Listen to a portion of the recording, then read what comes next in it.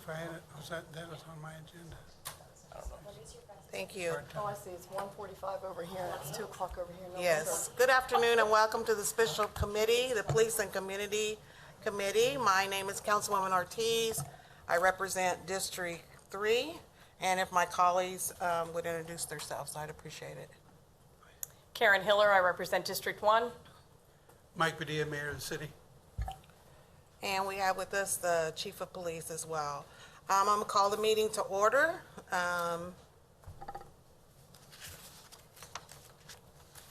The next order of business would be approval of the June 10th meetings. Minutes, I'm sorry. Move to approve. Second. It's been moved and seconded. All in favor, raise your right hand. Okay. All right. This meeting was specially held for public input. First person on my list is Danielle Trimlow. If you will, please come to the podium. All right, I'm right up 4 minutes. Do you Just start bear- that? Okay, all right. Liz, do you have that, Liz? Okay, all right. Oh, I'm right at 4, Liz. I need my 3 seconds. Practice, huh? It has been insinuated countless times that there are just a few people who email and simply don't like certain policies and demand that they be changed. That these ideas are extreme and that we don't want the perception that we're already doing a good job and why change things. But to clarify, citizens and organizations spent months meeting with law enforcement agencies across the state, researching and comparing policy recommendations, compiling data, learning from state and federal governance agencies, holding community town halls, hundreds of email correspondences, and then coordinating efforts with work groups to be able to present to this committee a detailed research-based recommendation that mitigates catastrophes and improves public safety. I want to take some time to read the credentials of individuals who were instrumental in that process 2 years ago and continue to be so. A consultant of prevention efforts and behavioral health services who's a professor for criminal justice has written multiple books and article publications with a PhD. A president and chief executive officer of their own company doing legislative lobbying and legislative consultantess on state policy, a university professor with a PhD. Southern Poverty Law Center supervising field director of criminal justice reform, who worked at the NAACP directing the National Criminal Justice Reform Program, and later as the Legal Defense and Educational Fund Policy Council on Policing Reform Campaign, with a BS in neuroscience and behavioral biology, a JD and master's in environmental law and policy, and also has written countless laws. A community leader with a bachelor's degree in communication arts with an emphasis in journalism and public relations, holds a master's of science degree with emphasis in organizational management and human relations, a Kauffman certified coach and facilitator who holds a certificate in diversity, equity, and inclusion in the workplace. More than a dozen faith leaders in the community who have their bodies and souls on the ground and a listening ear for their community concerns. A former U.S. Department of Justice employee who advocates for civil rights and continuous community services. Multiple current and past elected officials from various positions at a local and state level, political influencers who've developed businesses working on campaigns, longtime educator and former principal holding a PhD and continues to lead young learners towards academic excellence and a mind for social justice, an honorary doctorate who internationally educates on restorative justice practices and a published author, leaders in a movement that will not let us forget that Black Lives Matter, consisting of social workers, journalists, fathers, mothers, allies, lawyers, medical doctors, youth, and more. A legal and legislative team from a national organization that researches and lobbies for safer public policy. Decades-long community leaders who run NIAs, volunteer organizations, businesses who serve their daily community. A commission appointed by the governor consisting of a judge, city manager, police chief, several doctorates, and public policy experts with racial justice background. So a few people who just don't like the way things are is in fact an understatement. The amount of knowledge and professional recommendations provided to you by the community 2 years ago, supported by the community ever since, was completely disregarded by this committee. Actions speak louder than words, and the world listened and rallied when George Floyd cried for his mother while being murdered in front of us all. pleading for the knee on his neck to be removed. This committee didn't even find it worthy to codify the no chokes into an ordinance, and we hear you loud and clear. Those who want to keep things the same simply want to secure their privilege and power. When you side with those who disguise their fear of losing that privilege and power with pride in the system, then you choose to be an ableist instead of an ally. You may feel this is unfair or harsh, as we've heard over and over about the amount of time you spent investing and listening during these sessions, but I'll remind you the community has spent even more time and not paid to do so. As those of us who can, we will continue to advocate for those who experience daily trauma from the policy and procedures that are in place by a broken system and should not endure that mental exhaustion it takes to convince those in power to do the right thing. Can you state your name for the record, please? Danielle Twinlow, Twemlow. Thank you, Ms. Trimlow. Thank you. Okay, so to the committee, I don't have anybody else signed up, right, Liz? That's the only Daniel was the only person? That had signed up through the clerk's office. Okay. But I do have Ms. Lassiter here that would like to speak. I was wondering if it would be all right with the committee if she was able to speak? Okay. Did we require advance? Yes, but that's okay. Sister Lassiter? Yes, ma'am. If you'll get up and state your name, and you have 4 minutes. Oh, that's wonderful. Thank you very much. I like that. Sandra Lassiter, 4210 Gage. Do I need to make any other acknowledgements? Just, No. I give honor to all of the mayor and the Well, you council people and all of the appreciate that. people that are living and breathing in here. All right, and Chief. Real quickly, I think I just have several comments, but then I also have some questions. Maybe you can clarify for me. I understand this meeting is public, and then it seems as if you want to finalize the draft of the recommendations. That's why this meeting has been called. I have several questions. One is about the SRO and the police department being involved with our public schools. The clarity on identifying the SRO's position and then the police department's position, and I based that on some other research, and I'll come back to that one. The use of force, real concerned about that one. I guess my comment would be, just because you have the right, don't mean you did the right thing. Not sure about the rest of you, but some of you may be aware we have had some cases in Topeka where there has been use of force, whether we wanted to keep them on and put them in an administrative office or continue to do what we've been doing sometimes in the past. It's a fact.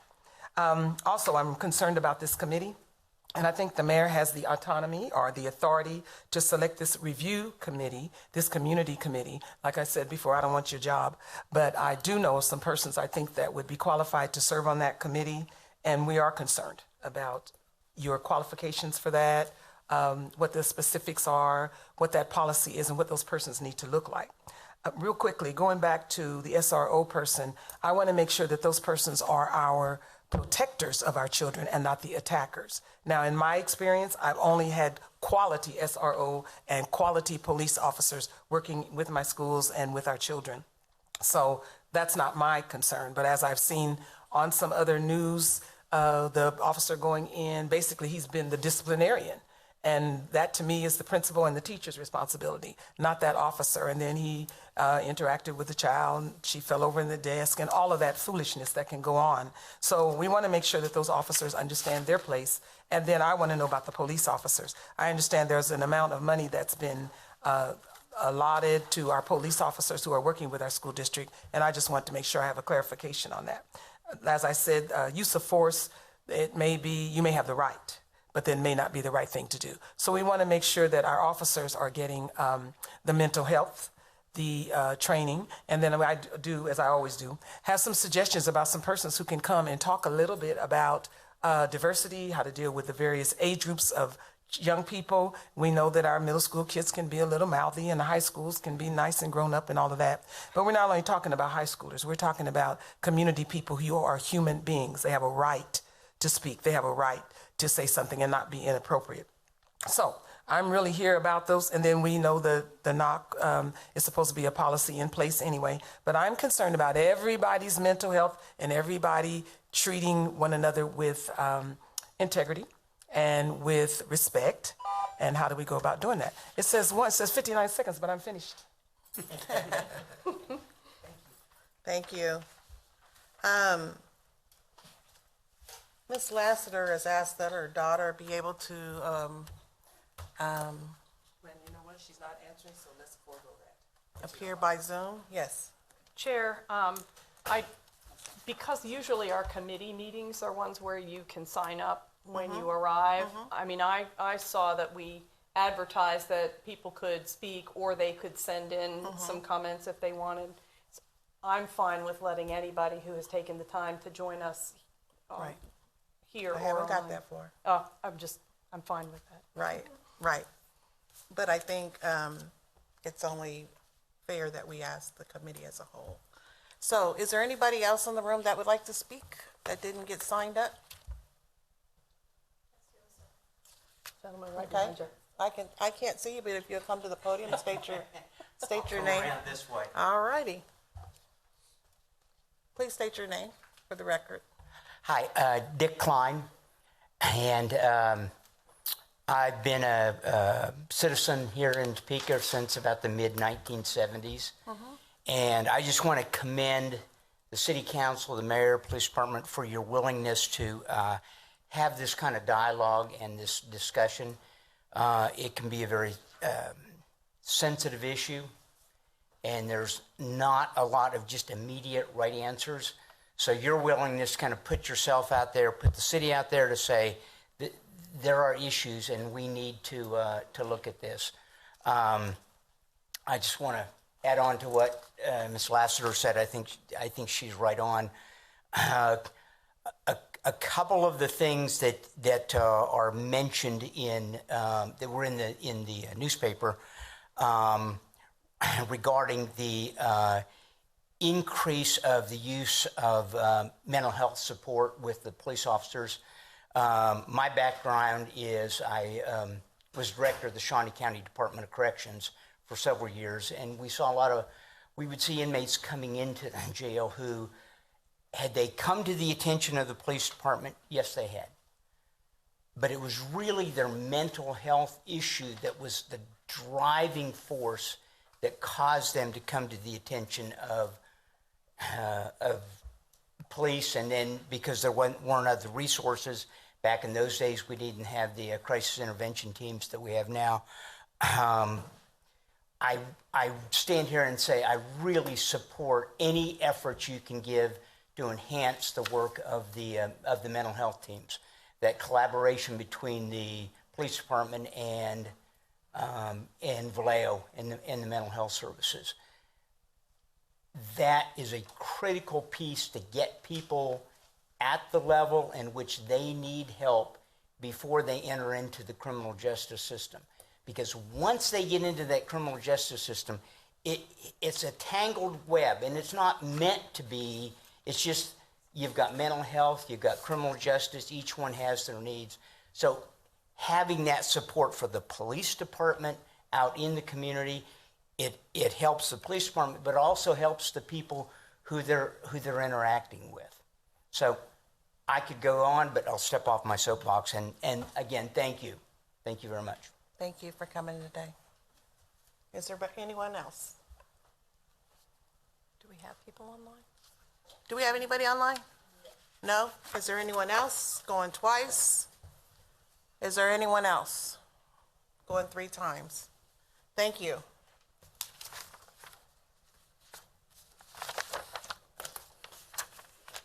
So, let's talk about our document here.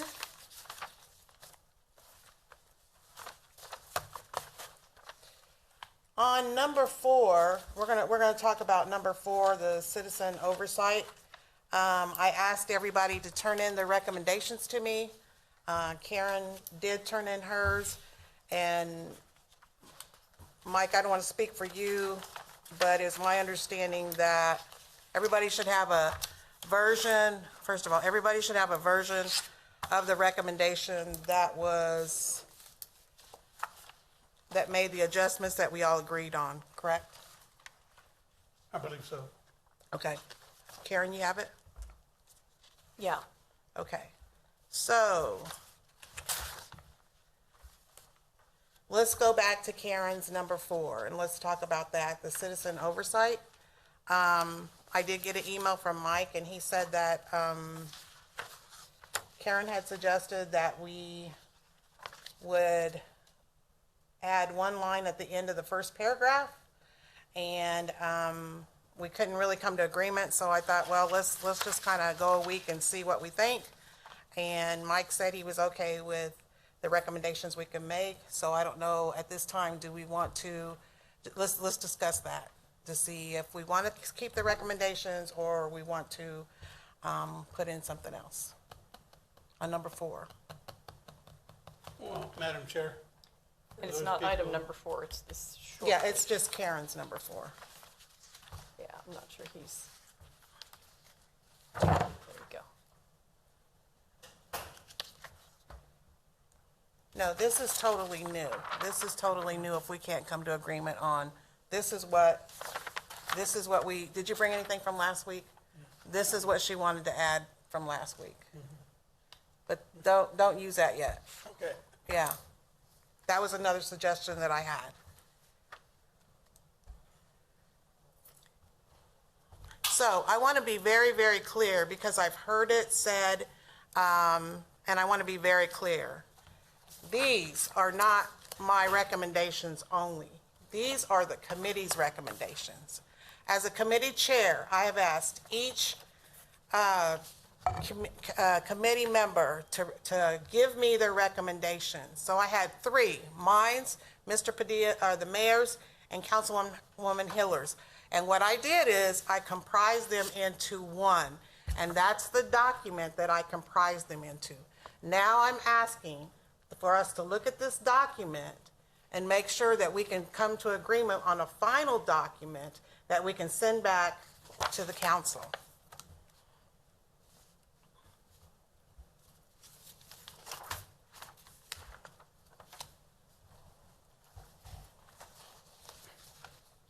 In the document that you, Madam Chair, sorry.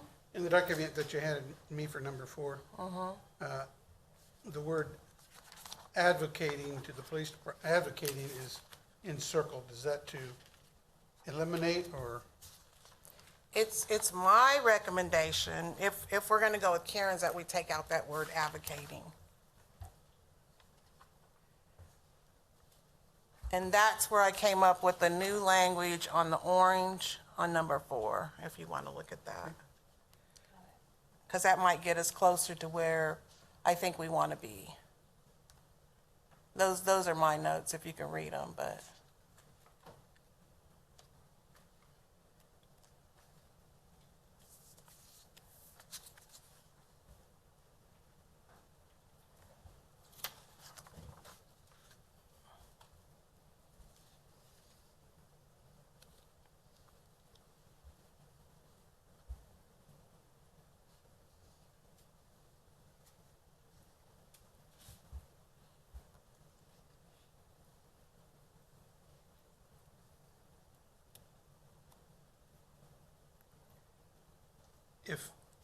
If we remove the word advocating, then how would it read?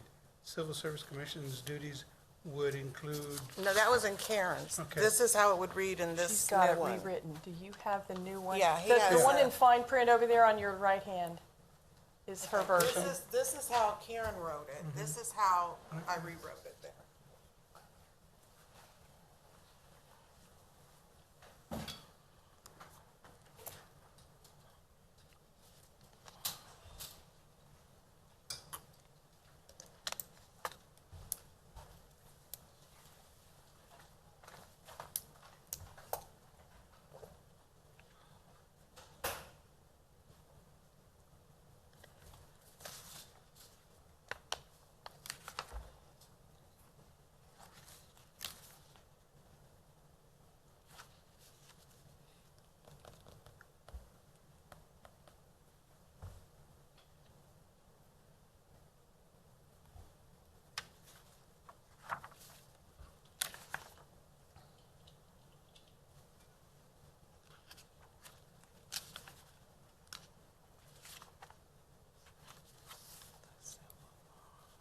to be clear, if I may, on this copy here, it says selection should serve, emphasize geographic diversity in council district residents. Does that mean every council district couldn't Well, if there's only 5 or 7. Well, that was put in because there was a member that wanted to make sure that we covered that. So we can take out whatever we want to. I just kind of put back in so we can have discussion on it. I feel like the commission is, the Civil Service Commission members, once they're appointed, they're going to come up with their own rules. Am I not correct? well, there'll be some need to reorganize as we reshape their mission and responsibilities. I just want to make sure, I have no trouble with, as much as possible, making sure that the composition of the commission overall represents the city of Topeka. I just don't want to say, if this is saying this, that every council district must have a representative, because that grows that commission considerably tonight. And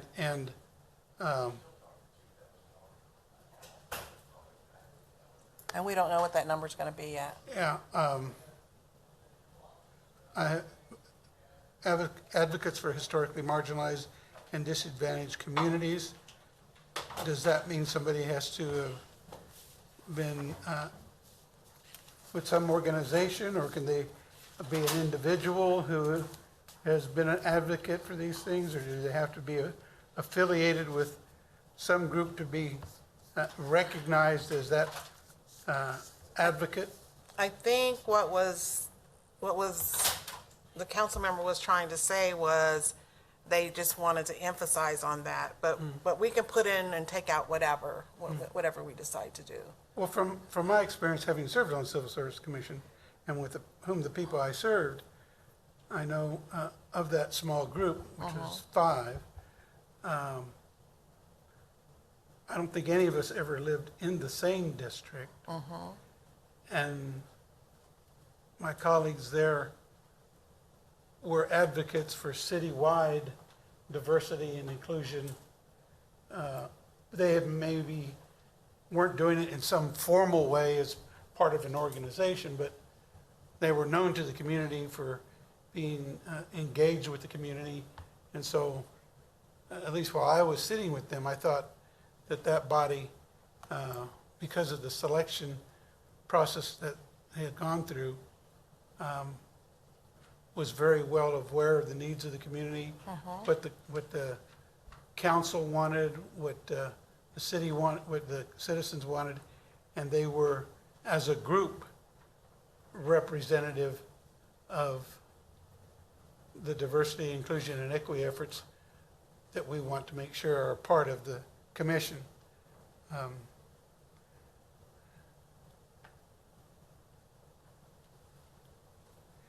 guess I don't want to get it too caught up in definitions or overthink it, but I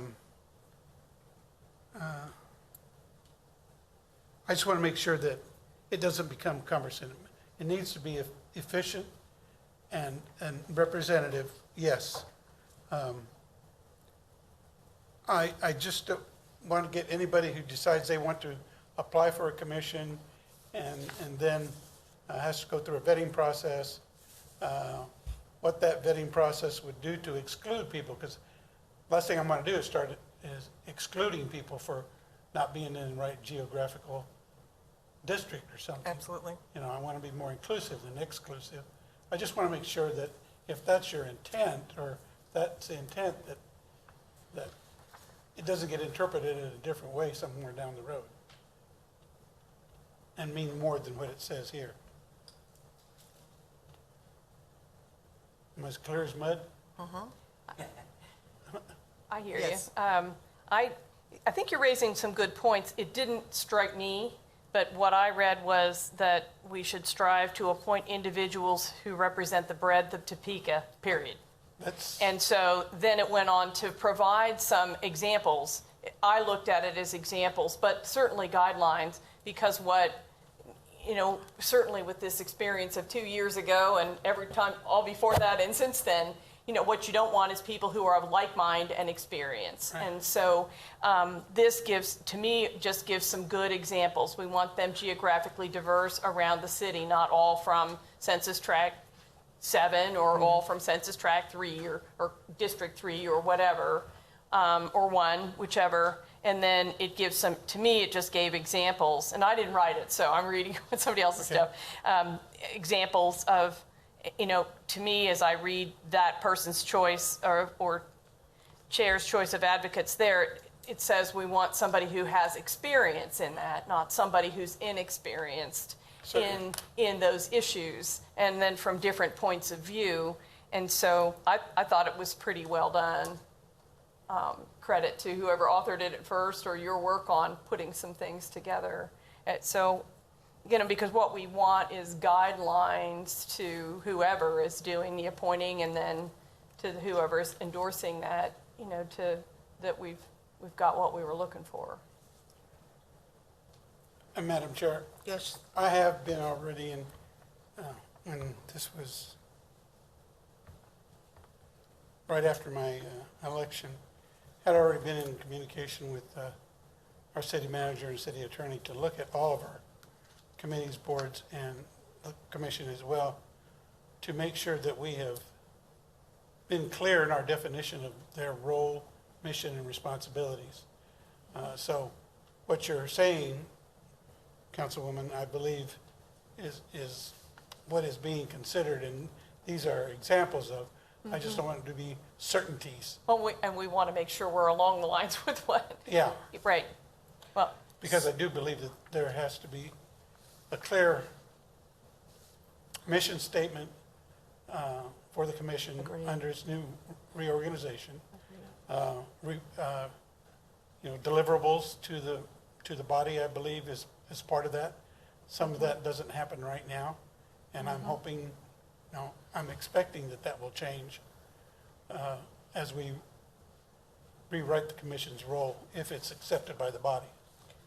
Can we take out selection to serve should emphasize geographic diversity in council districts, residents, take out all of that? And then start with some code changes, leave that in? Chair. I like that. I like the historically marginalized or disadvantaged communities. What would you like to see taken out? I think what you just mentioned, Chair, emphasize geographic diversity.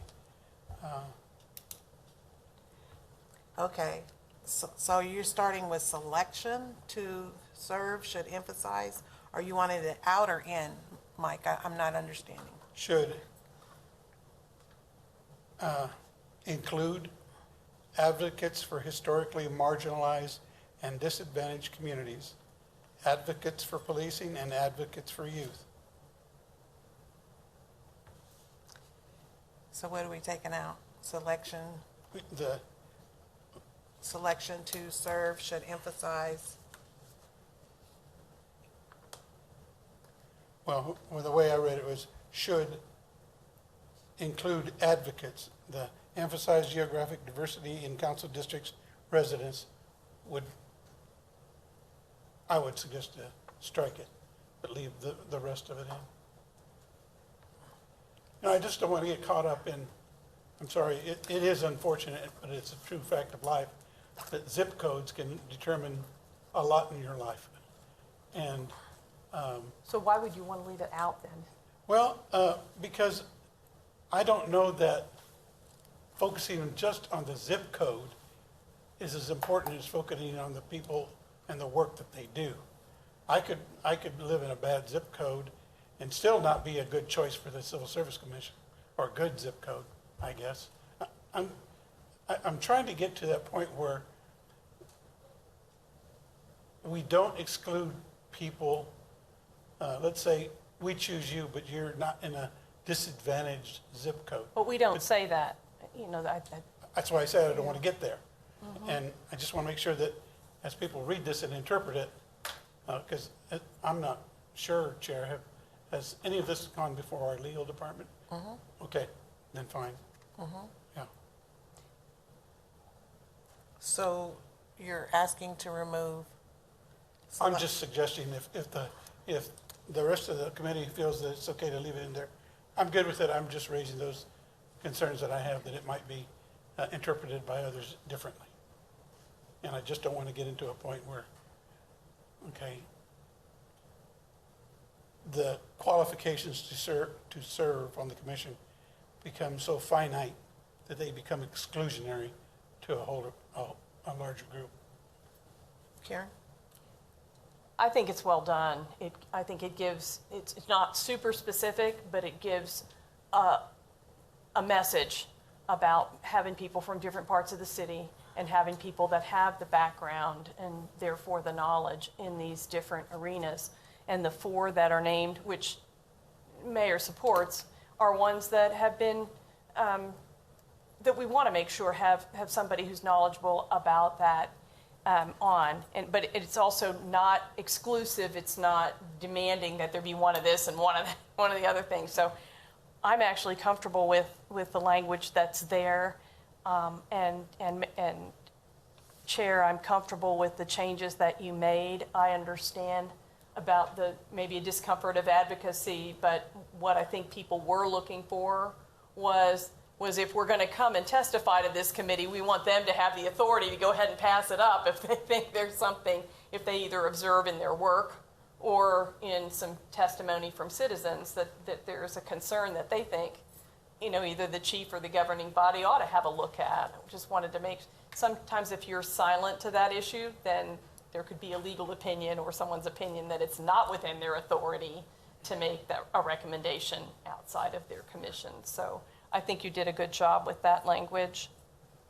I wondered, per the testimony that we had earlier, and if I'm skipping too fast, slow me down.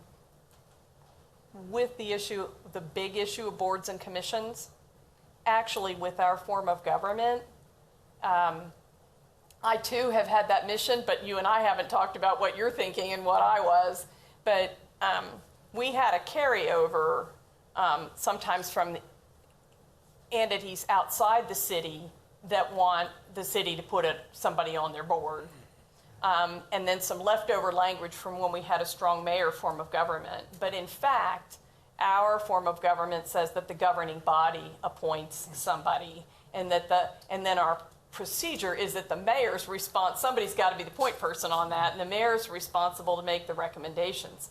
I personally have felt that we should change our governing ordinance, no matter whose appointments it was, to make it clear that it's the governing body's responsibility, so that the mayor alone that everybody knew all of us were supposed to come up with names if we could, and that the mayor alone wasn't. The mayor's responsible in our procedures to sift through the various recommendations that come in, seek them if there aren't any, which I think is an unfair burden on the mayor, myself.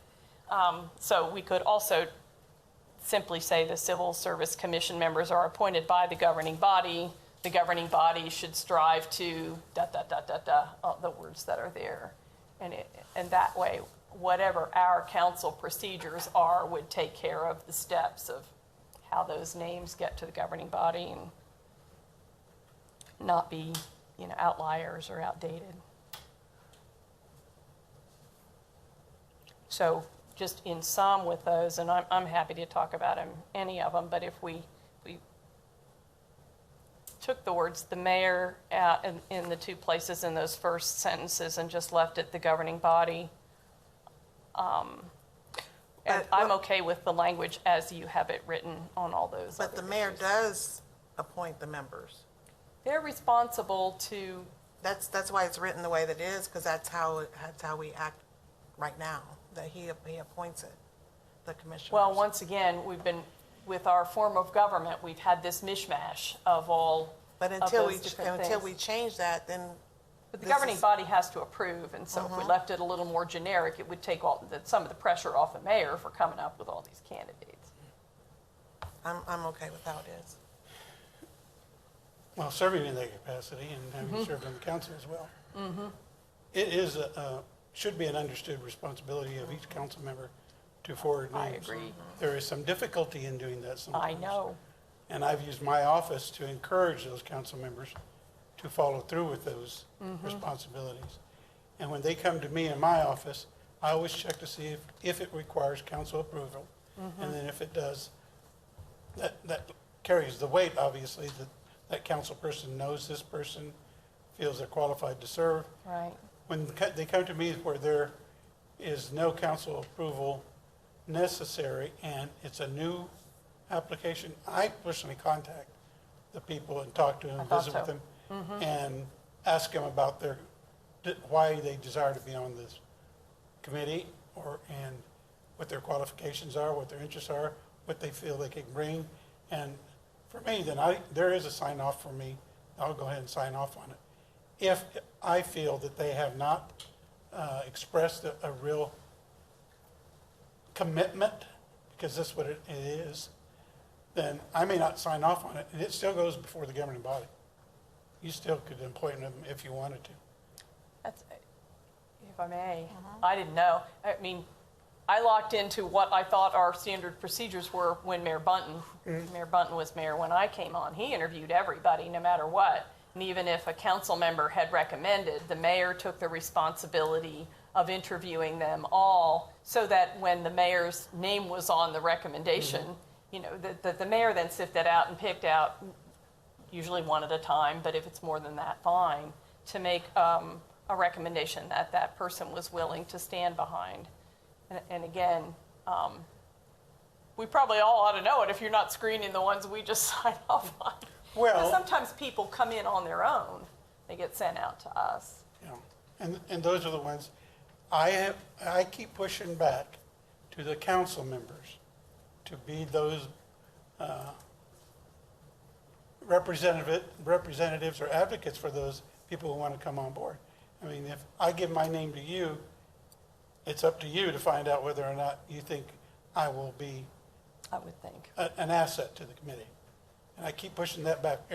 Wherever there is an opportunity for me, for those constituents to utilize their council member, that's what I advocate for. But they're probably only, let's see, the Shawnee County Parks and Rec Board, maybe one other, where there's actually a district, each one of us gets to unilaterally appoint somebody. Otherwise, again, my point was to get your name out of it so that it was the governing body, because we do have to vote on them. Yeah. And that way it would spread the wealth a little bit in terms of the responsibility to be thinking about who would be good to serve. Well, for me, I accept it as part of my workload when I took the job, so. Well, screening and making the recommendation is Yeah. in our policy Yeah, and so I procedures. don't have any issue. But coming up with all the names shouldn't be. Well, I go out and recruit when I can. I know you do. I warn people. I'm always in a recruiting mood, so when you come up and shake my hand, if you say, "How can I help?" I usually give you an opportunity. Just pointing that out. because Okay, so number 4, what are we going to do?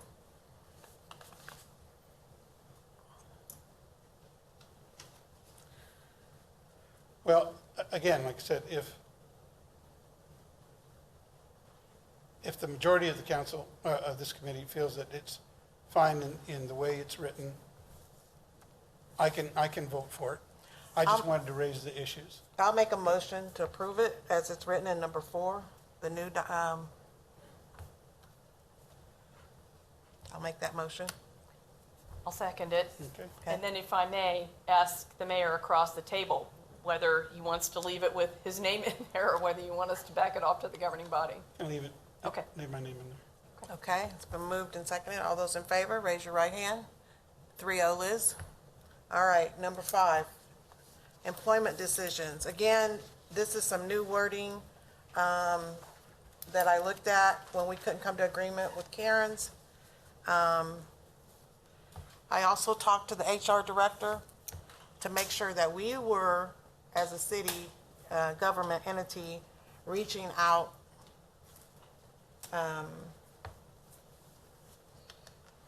to reflect minorities, disadvantaged recruitment and advancement, and we are equal opportunity, and they are supposed to do that. So, again, I feel like number 5 is appropriate. Thank you.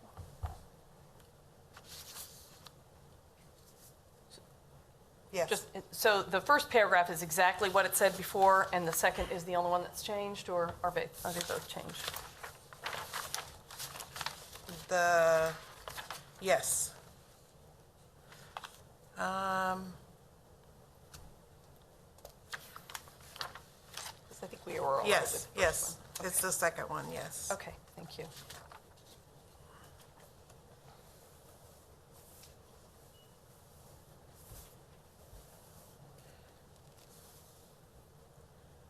And it reads, the city should continue affirmative and creative efforts for recruiting and advancement of underrepresented demographics in the police department with a goal that the department fully reflects the diversity in the community. The city should work to identify partners that can support these efforts. I know at Tuesday's meeting, we had a very good, diverse recruitment that came before the council. It was very good to see that. I've seen that for the second year in a row. Didn't get a chance to talk to the young people, but I think we're on track with doing that. I think Manny, no, not Manny, that's Compost, isn't it? No. Has done a good job of really trying to get women and some people of color in there. I think he's really tried to do a good job with that. Yes. Well, that was my original language and proposal. I think you did a good job of collapsing it to be a little shorter and to encompass everything I had wanted in there. I had wanted to give credit to the good work, but the fact that what they're doing now is affirmative and it's creative, and I wanted to see that continue, so I felt the language was valuable there. But the way you collapse the words down to underrepresented demographics, the goal that it fully reflects the diversity in the community, and then you took the specific name out and identifying partners that can help otherwise, which with the way you have composed the rest of this makes sense rather than just naming one entity. I also looked at the partners that we had. I know last year I went to lunch with the mayor and the other recruits that we had, and there were so many partners that were in play, the private partners that are really focused on bringing them to Topeka, from feeding them. They had, let's see, what was it, Chief? They went to a ball game, Chiefs game. They got to, their stay was free from a private partner. Their lunch that day was free. And I think that citizens are really starting to focus on that. Or partners, let me say, that are starting to focus on that. I would like to see us reach out more, and I will talk to Mr. Campos about maybe having some minority businesses that can also contribute to that as well. And I don't know how much are, and I don't know how much aren't, but just to make sure that they know that that's available for them to come aboard. Because they take them around Topeka, they show them, they want them to be a part of this. And I know when I sat down with those recruits last year, they were talking about coming back, that they really, there was only one from Topeka, and the rest of them were talking about they really liked the size, they really liked what we had to offer. I don't know, Mike, if you want to chime in on what you heard, but that was very, it was very comforting for me to hear that. Yes, Madam Chair. I hear that all the time, and it's pretty consistent. Now, every now and then they'll say, well, yeah, but you may not have this or you don't have that. But the others are very supportive of what we do have. And I guess they get into the mode then of encouraging those who might still be unsure, to convince them that you can be part of that change. Those changes can happen, and you can be part of that when you move to Topeka and possibly serve as a police officer. So we almost turned them into advocates for the city before they even move here. And that's because we've given them the time to see what we do have and for them to visualize in their own minds being a part of what we're doing. I think that's important, and that doesn't come from the recruiters or the police officers. That comes from their peer interns. So they listen to them and their opinion. So I think that's maybe an unintended benefit that has come from that. And you mentioned some of the activities that they do. You know, they get some tickets to go to games and things like that. It's free to them, but somebody has to pay for it. Right. And, you know, when we talk about how we utilize our funds within departments, don't get nervous here, Chief, but the chief and others have discretion in whether or not they can utilize a few more dollars to make that experience for those interns and potential candidates even more enhanced. And as you suggest, this community always responds to that kind of a thing. If there was an effort to give the community an opportunity to support those efforts, kind of put their money where their talk is. That's right. And if you want to bring those kids here, help us get them here. And so those opportunities have existed, and I think will grow because that pool of employees for police officers, everybody's fishing in the same pool. So we have to make sure that we're doing the best job we can to get them to decide to come here to Topeka. Absolutely. And I even asked them, why would you want to come? There, a lot of them were from Mississippi, Detroit, and they just liked our city. So, In K-State. yeah, I get it. Well, I don't know about K-State, but. Okay, so are we okay with number 5? I think so. Yes. Can I get a motion? Second. Second. It's been moved and seconded. All those in favor? 3-0. Okay. That takes care of 4 and 5. Is there something else that needs to come before? Is there any more input? Yes, Karen. I had one other issue, raised it last time, that I think I advised you I wanted to bring forward as well, and we've chatted about it with the chief. Just feel strongly enough that we need to make a recommendation in our report, a strong recommendation, in fact. There were regarding what is addressed by some specific words in the personnel reviews. The 4 big issues that I looked for in the personnel review were use of force, de-escalation, duty to intervene, which is kind of new all across the country, but really important, and we have policy on that.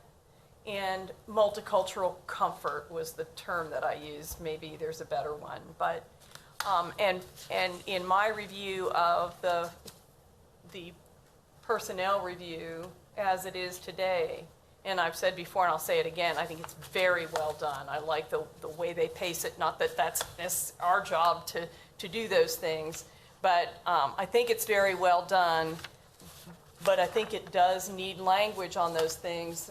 And my point is, you can make policy and you can train, but if it's not something that people are held accountable for at the time of their personnel review, then we need to bring that message home. And so I feel like we should have a statement that says something like that this body strongly recommends that the individual demonstrates understanding and appropriate application of the duty to intervene. Did you print that out for us, Karen? It was part of what I sent last week. Okay. And so we talked about it and didn't get very far with it, and so I just brought it back. And then, Do you have a copy, Mike? No. I don't either. Can you give it to Liz? Let's take a, I can give it to Liz. Well, let me throw them both out and we can get the words, but, demonstrates an understanding and appropriate. I didn't have, I had duty to intervene in there, but not this wording, because I just worked on it, so I had something today, but I can give it to her. Under duty to intervene, language, something along the lines of demonstrates understanding and appropriate application of duty to intervene. And then on multicultural, let me find it. Trying to have them all right here. Because it's not in here, right? We went over all these. We covered all these. These were your 6. My multicultural is right here. This is an email to you. You asked us to respond immediately after last week's meeting Okay. on what we thought was important in anything that changed or carried forward, and I responded to you that night. And so in that email, which nobody else got because it was supposed to go to you, I referenced the need for language about duty to intervene, and also multicultural. I thought there should just be another section. The word diversity gets mentioned once, but only in relation to their fellow employees in the context that it's in. And just to say something like demonstrates comfort and ability to meet all other standards above with persons of all races, religions, ethnicities, gender identification, ages, and ability. So that was the text that I gave you in that email. So just those 2 things that it's up to the department to write it exactly, but I think that language and suggesting that those agreed, they're in policy, they're agreed, but to make sure that it's in the personnel review. When was that sent, Karen? I Pardon? apologize. What was your question? When was that sent? Friday night, the 10th. And Chief had said that they were, might be considering that, but there was a technical process of going from print reviews to online, if I recall correctly. That's correct. And so, again, as these recommendations have gone, we haven't said exactly when it has to happen and things like that, but I felt like it was important enough that we included in our recommendations. Hey, Liz, who printed that out last week over here for me? It was Friday evening that No, who was the gentleman that printed out, that you scanned? that was part of something different. I know, what was his name?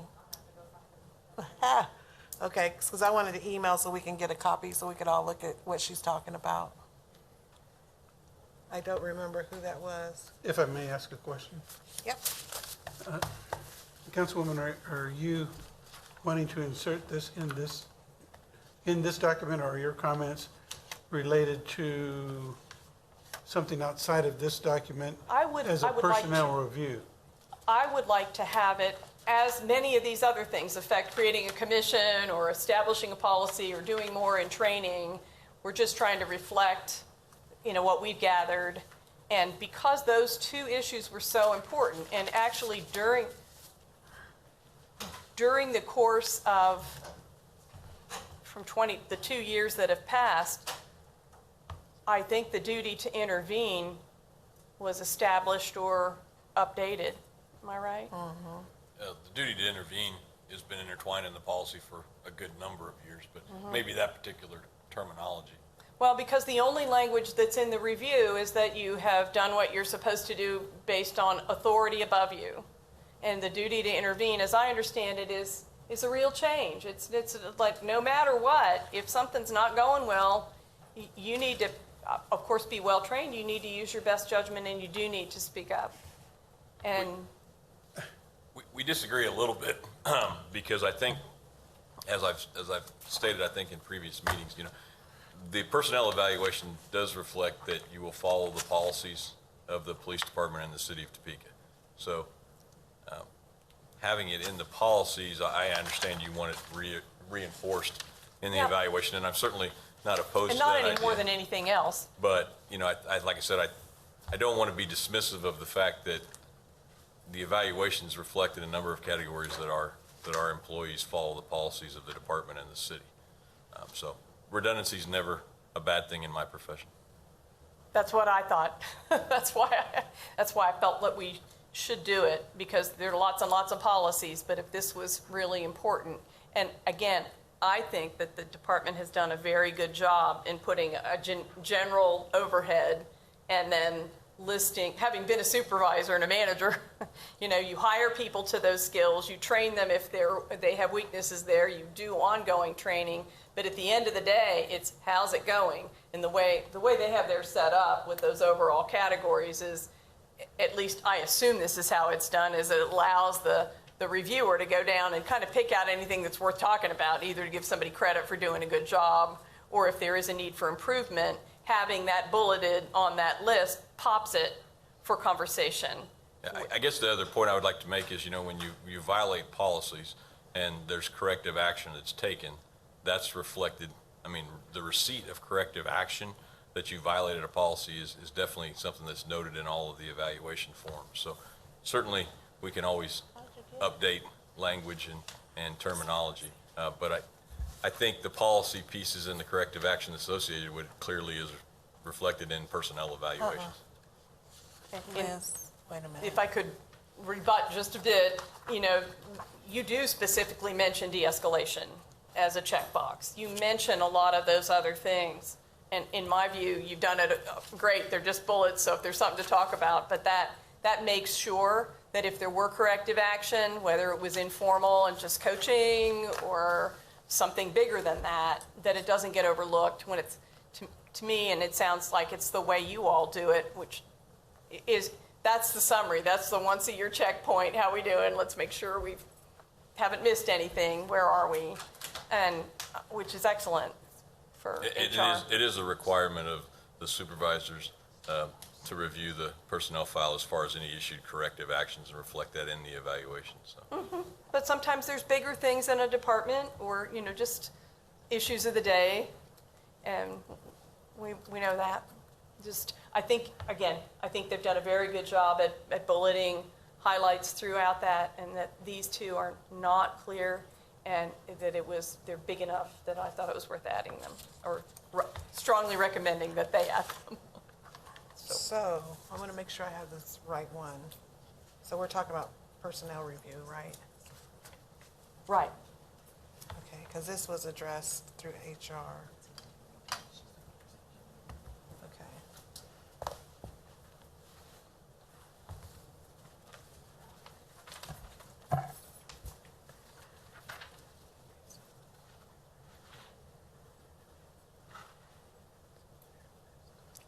So they might use their own words, but I felt like if we used clear enough wording about what our vision was, then it would be clear.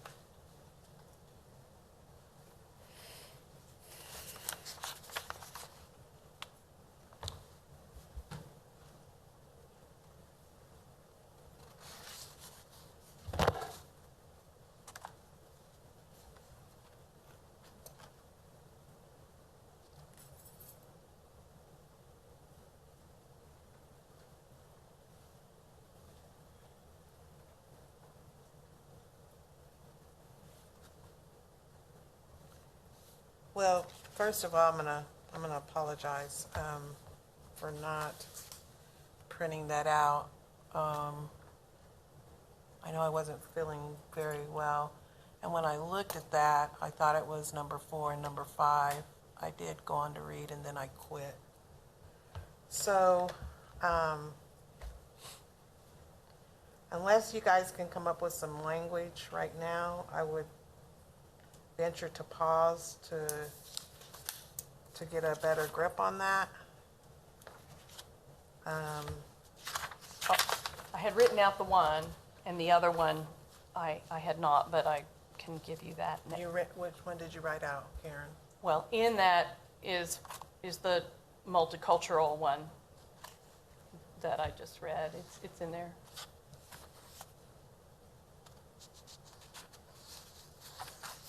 Demonstrates comfort and ability to meet all other standards above, because I was suggesting it be just a new category so that it was kind of could refer to everything else. To meet all other standards above with persons of all races, religions, ethnicities, gender identification, ages, and abilities.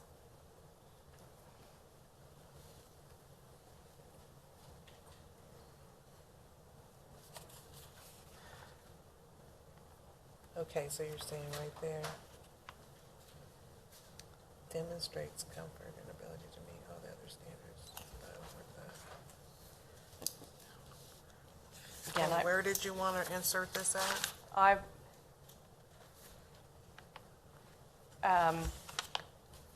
The motion would be that we strongly recommend that language be added to the personnel review.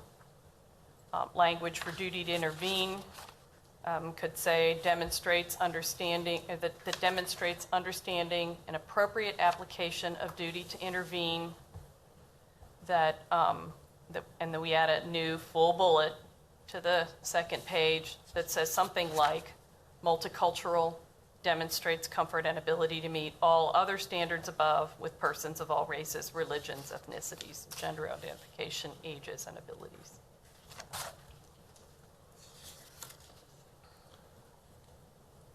And you're saying under number 7, the employment decision? No, Number there two. are 2 pages to their personnel, to their general overall personnel review document. You don't have that, I had asked for it, and so, I mean, if people want to look at that, maybe we would need a session where everybody had a chance to look at it beforehand.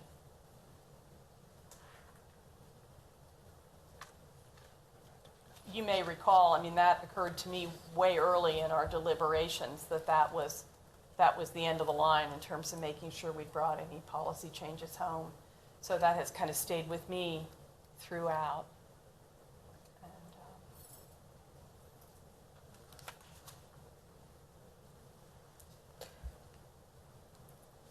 Chief, what Karen is proposing here, is there a policy that is written that states that, or does it, can you tell me?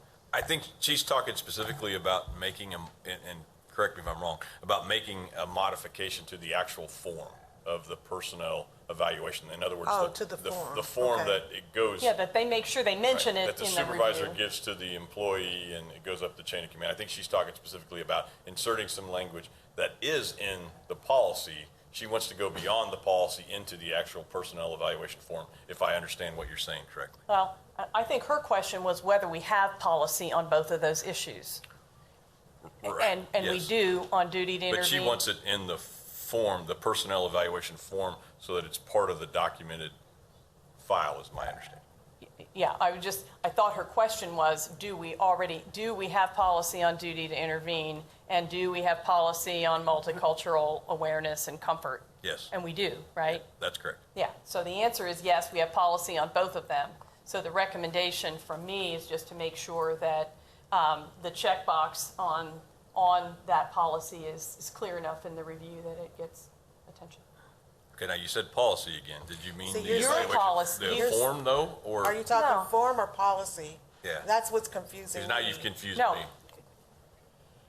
It's in the policy. Your review shouldn't be checking anything that isn't already your policy and procedures. The personnel review is just to check Yeah, whether that everybody's was my, following policy that you have. right. And so I thought her question was, do we have policy on both of those? And the answer would be yes, Yeah. we do. And so. I think she was just seeking clarification, and now I kind of am too, though. The changes that you're talking about putting forth are actually on the evaluation form, or is that? Yes, that I'm suggesting that we make sure that those 2 policies are reflected specifically on your evaluation So you're form. saying that it's in the policy, you just want to make sure that the form That you reinforces. recognize that, yeah. Okay. That was my understanding. Are we clear? I understand that the recommendations you're making, or that you're bringing forth, are for the actual change on the form, the Yes. document, the evaluation document. Yes, To be in line or to reinforce, to use to the word, reinforce the policy that that's in does place. exist and to which we are training Right. and supervising. And I think the councilman understands that that would be a joint effort. We would have to work with HR and legal, since we're changing an Right. HR form. Of course, Sure. and so just like, and again, I think she did a wonderful job with this, it's a recommendation from us Yeah. that happen. And I just was trying to get clear, but I certainly have no issue with updating the policy or the evaluation forms and bringing it even more closely aligned in language. I think consistency is very important. Thank you.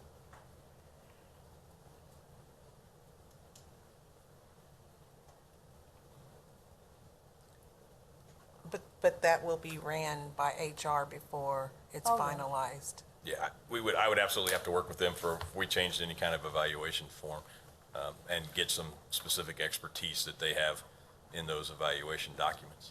Well, and he's got a team, a leadership team in the department also that works on those things. So that would simply be a recommendation from us to the parties that actually update the document. And it, like, as I said earlier, we were talking about there may be a shift to moving that entire evaluation system into a database anyway. So Right. language discussions are clearly going to be part of that move if it happens too. Okay. So you're saying, Karen, well, I don't know, where do you want to put it at? Well, it could be the very last thing on our list. I didn't have a location in the recommendation, so if that would be a new number 8, I suppose. New number 8 that was titled Personnel Reviews. Could be.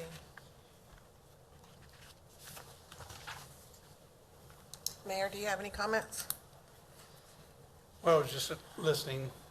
Yeah. I thought I understood at the beginning what Councilwoman was saying, but jumping back and forth between policy and form are two different things, and you began to lose me, but I see where you're going with this.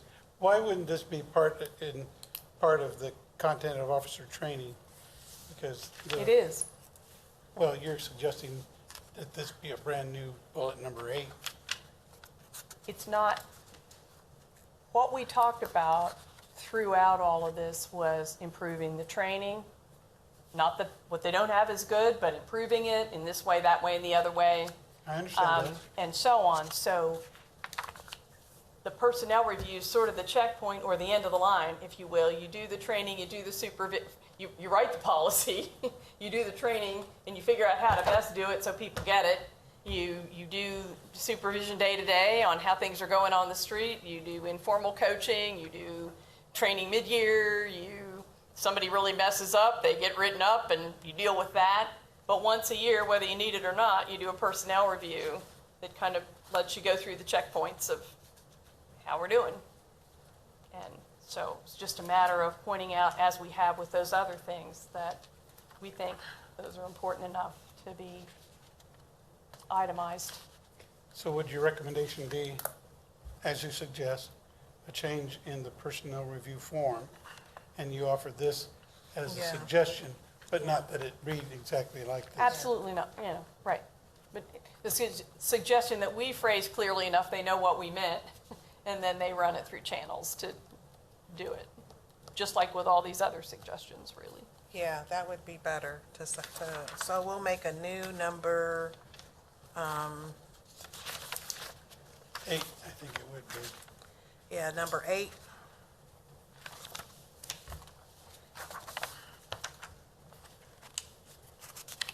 And we will call it, Personnel review.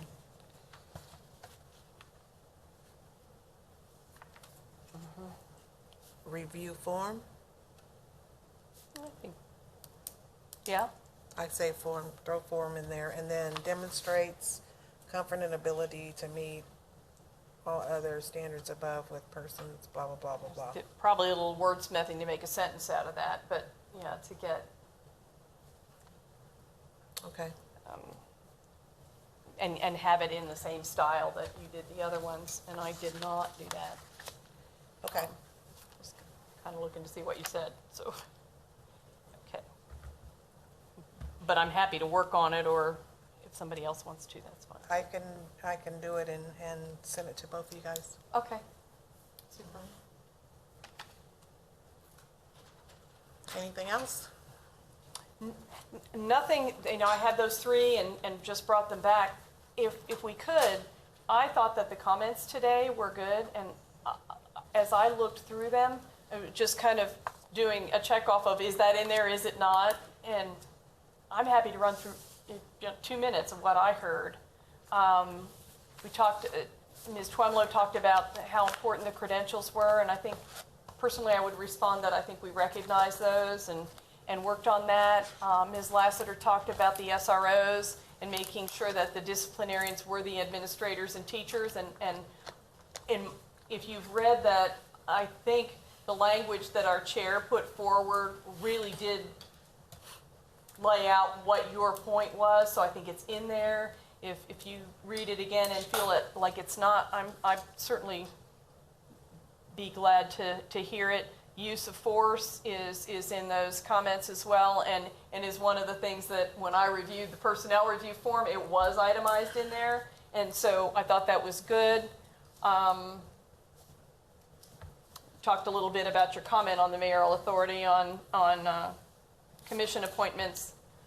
Suggestions of people who could help train. We also had language in there about using citizens for training, and in fact got a letter before today, I think we all got it, from a lady who said, I'm 75 years old, I've got a lot of background in this, and if you want me to help train, I'm in, here's my name, here's how to get hold of me. And so I thought that was really good. Talking about mental health and integrity and respect, I think is written into what the chair has put together in those recommendations as well, and it was important to all of us. And then Mr. Klein's comments about doing anything that we can with the mental health teams. There's specific language about that as well. As we talked our way through it, we did observe that, both from expert testimony and our experience, that we do pretty well with that, but always want to look for improvements in training or how we partner with Vallejo between the police and the mental health and social work professionals. And so I think that's in there. Again, if there's fine tuning to that on any of those, but I was just kind of pleased to hear the testimony and go, check, think we got that. So thank you, Chair, that was all. Before we move forward, I want to we did vote, right, on the personnel review form and the language? Okay, all right. We didn't vote, there was sort of some Okay, well, consensus that you were going to draft something. It was a consensus? Okay, well, let's take a vote on that, just to keep my mind straight.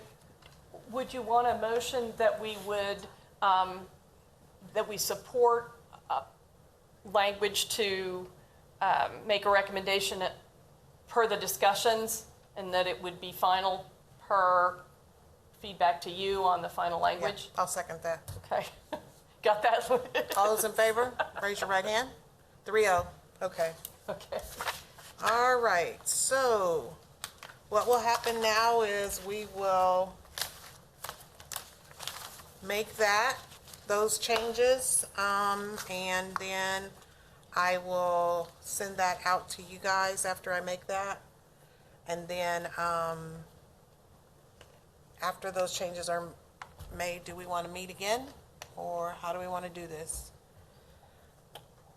My understanding is with those changes that we've agreed to, that's our final document to move forward to the governing body. Yeah, if it's okay with the city attorney that we finalize the language on that last one by Right. email exchange, otherwise we might have to have a 10-minute meeting or something Right. to. I would prefer us to have another meeting. So what I will do is I will call another meeting, so we can do that. It's not gonna be much wording, it's gonna be really, and then we'll find on the, what we'll do at that meeting is we'll approve that and, approve the document, so to go back to the council. Okay. And I suppose if we get any, we invited written testimony, if it comes today, I mean, there might be something else, but at least it's a good idea. Were we gonna go with the 17th? We talked about that last time. Today is the 17th. Oh.